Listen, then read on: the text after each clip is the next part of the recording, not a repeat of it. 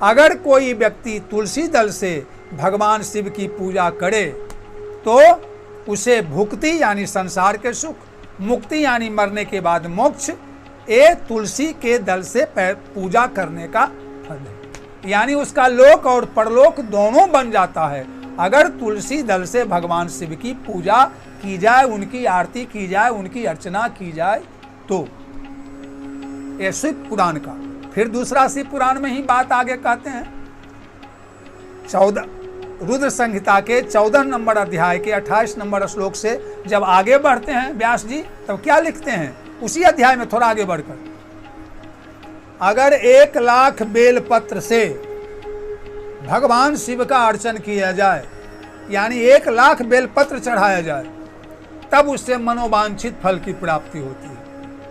और 1 तुलसी दल चढ़ाया जाए तो भी उसे भोग और मोक्ष यानी मनोवांछित फल की प्राप्ति होती है। यानी 1 लाख बेलपत्र चढ़ाने का जो फल है वह 1 तुलसी दल से भगवान शंकर की सेवा पूजा करने का फल है। अब इससे स्पष्ट हो जाता है कि शिव पुराण के अनुसार तुलसी दल की क्या महिमा है। अब दूसरी तुलसी मंजरी की महिमा, ये ब्रह्म वैवर्त पुराण से, यह भी व्यास जी ही लिखे हैं।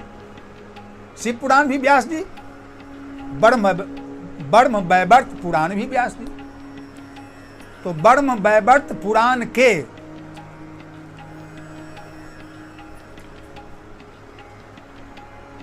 प्रकृति खंड के 21 नंबर अध्याय, ब्रह्म वैवर्त पुराण के प्रकृति खंड का 21 नंबर अध्याय में आप देखें, लिखते हैं व्यास जी तुलसी मंजरी का क्या महत्व है भगवान शिव की सेवा में।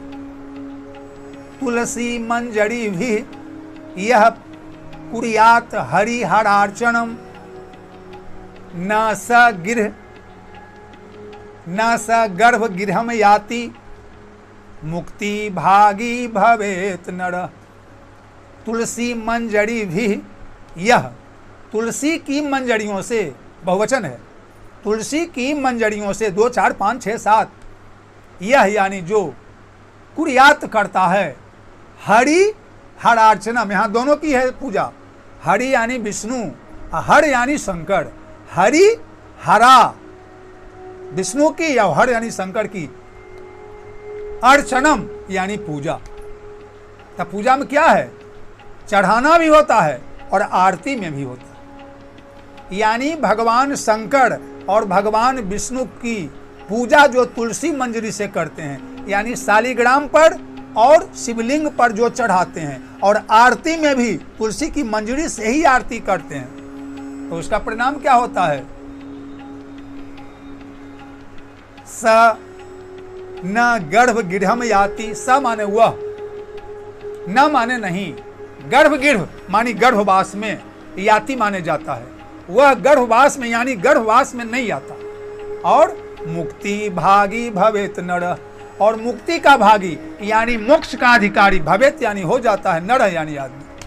अर्थात जो तुलसी की मंजरियों से भगवान विष्णु, हरि हरा और भगवान शंकर का अर्चन यानी उन पर चढ़ाता है, और आरती में तुलसी की मंजरी से आरती उतारता है, वह माता के गर्भ में नहीं आता, वह व्यक्ति मुक्ति का भागी यानी मोक्ष प्राप्त करता है।